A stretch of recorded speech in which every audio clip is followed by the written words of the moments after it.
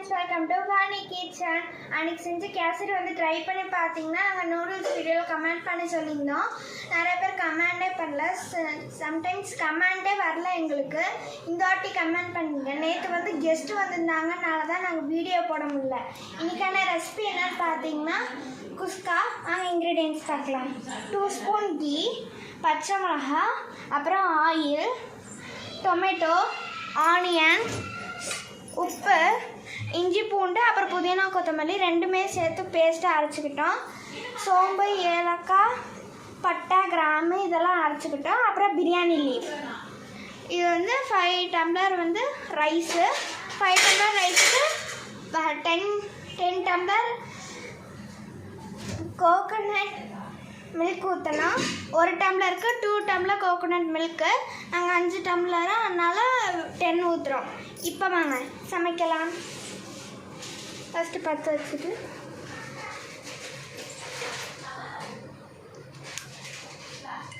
அடுப்பு நல்லா காஞ்சோடனே வந்து ஆயில் ஊற்றிக்கலாம்.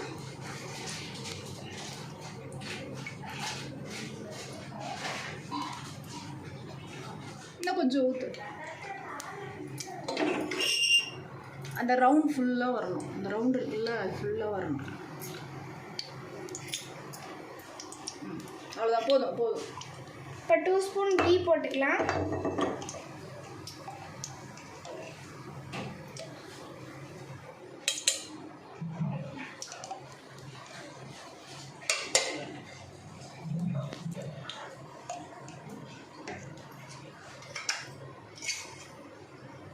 நல்லா சூடான பிறகு பச்சை மிளகாய் போடலாம். இப்போ நம்ம அரைச்சி வச்சிருந்த இதை போடலாம். இப்போ பச்சை மிளகாய், பிரியாணி லீஃப்,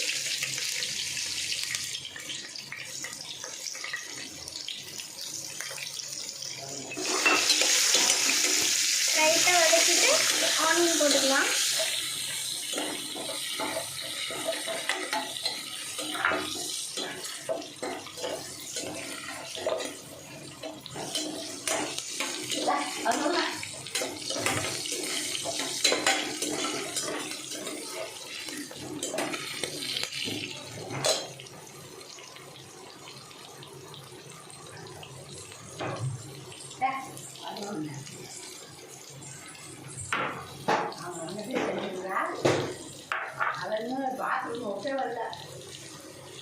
இப்போ ஆனியன் போட்டுக்கலாம்.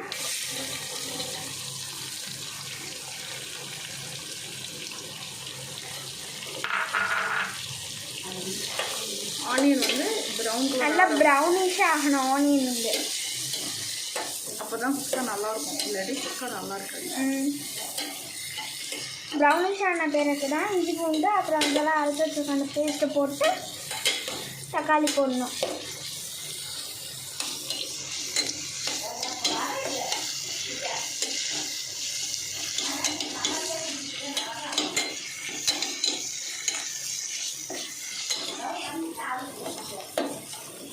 கட் பண்ணி போட்டுக்கலாம். இந்த ஸ்டேஜில் தான் வந்து நம்ம வந்து இது போடணும். இது எப்படி போடுறது? பேஸ்ட்டு அரைச்சி வச்ச அந்த பேஸ்ட்டை வந்து நம்ம ஆட் பண்ணிக்கலாம். இந்த மாதிரி ப்ரௌனிஷ் ஆன பிறகு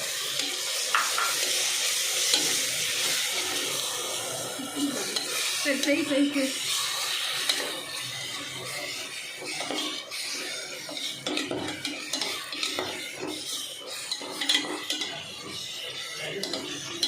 அது ஒட்டாமல் வரது கொஞ்சமாக தண்ணி.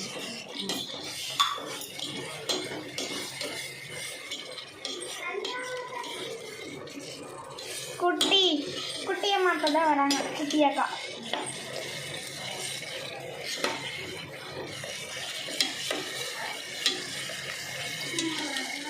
சரி விடு. கிண்டு, அது நல்லா கிண்டு. அது கலர் கொஞ்சம் மாறினோடனே தேங்காய் பால் தக்காளி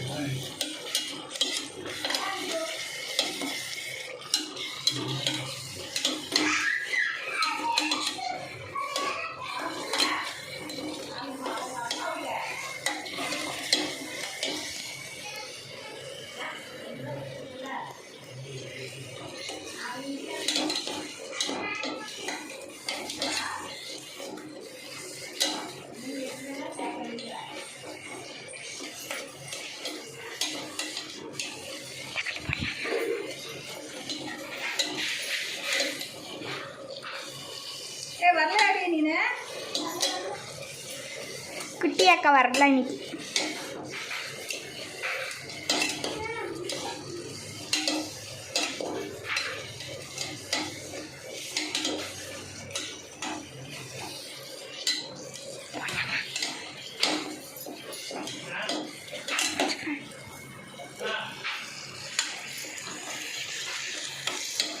இந்த வாசனை போகிற வரைக்கும் வதக்கணும். இந்த வாசனை போடுற வரைக்கும் நம்ம நல்லா வதக்கணும். அப்புறம் தான் வந்து டொமேட்டோ ஆட் பண்ணிக்கணும். இந்த ஸ்டேஜில் டொமேட்டோ போட்டுக்கலாம். டொமேட்டோ போட்டுட்டு உப்பு போட்டுக்கலாம். டொமேட்டோவோட தோல் வந்து நல்லா உறிஞ்சி வரப்போ தான் நம்ம வந்து தேங்காய் பால் அரிசியெல்லாம் போட்டு இது பண்ணணும். நல்லா ஃப்ரை பண்ண அந்த தக்காளியை நல்லா அடியில் தள்ளி விட, அப்போ தான் வந்து இதாகும்.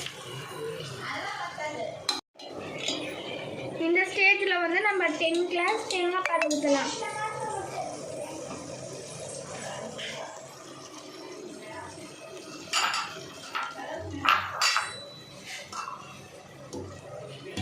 இந்த டம்ளர் தான் அரிசி எடுப்போம். இந்த டம்ளர் தான் அரிசி எடுத்தோம். அரிசி எடுத்த டம்ளரில் தான் தேங்காய் பால் ஊற்றணும். வேறு டம்ளரில் ஊற்றக்கூடாது. ஃபர்ஸ்ட்டில்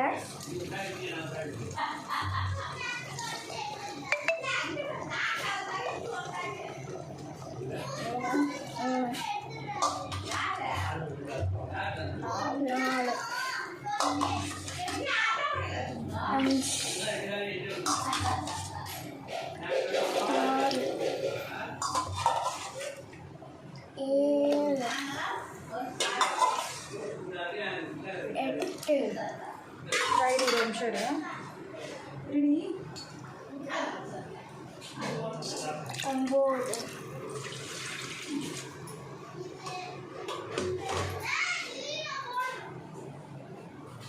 10. இப்போ அந்த அரிசியை வடிச்சு போடும். அந்த அரிசியை வந்து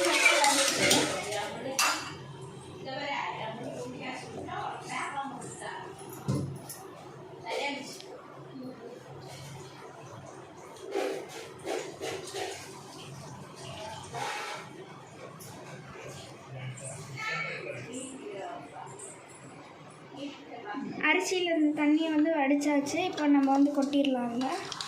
அப்படியே கொட்டு. அப்படியே கொட்டுறேன். அதில் அரிசியில் தண்ணி வடிக்கவே இல்லையா?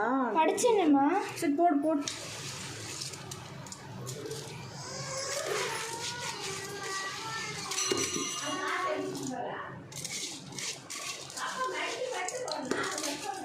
கீழெல்லாம் சிந்தக்கூடாது தக்ஷி. ஓகே சாரிம்மா.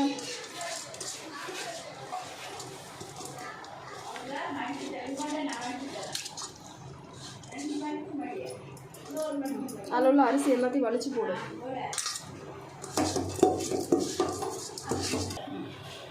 இப்போ வந்து எல்லாத்தையும் போட்டாச்சு. லைட்டாக ஒரு கிண்டிட்டு மூடிட்டு 5 விசில் விட்டோன்னே எடுத்து நம்மளோட குஸ்கா ரெடி ஆயிடும்.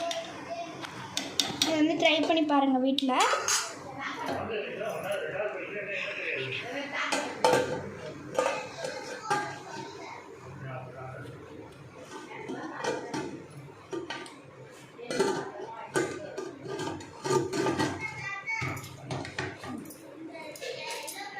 நம்மளோட குஸ்கா ரெடி ஆகிடுச்சு. இதை வந்து நல்லா கிளறி விட்டுக்கணும். அப்புறமேட்டு சாப்பிட்லாம். சுட நம்மளோட குஸ்கா ரெடி ஆகிடுச்சு. நீங்கள் ட்ரை பண்ணி பார்த்துட்டு ரிசல்ட்ஸ் எப்படி இருக்குன்னு கமெண்ட் பண்ணுங்கள். Please like and subscribe our channel friends.